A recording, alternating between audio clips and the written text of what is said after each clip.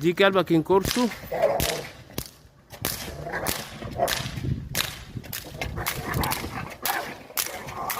اول حصة ليها. جود جير.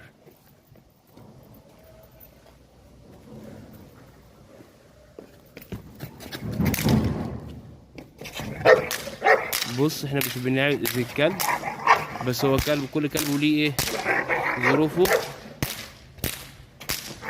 شخصية قوية هيبتدي ضعيف هيبتدي قوي. جود جير. احنا طبعا فارشين قدامها تحتيها حاجات، بس بصوا هتتشغل في الحاجات، عشان كده احنا بنفضلش نفرش حاجات. ممكن تسحبها تزقها برجليها تنشغل فيها. جود جير.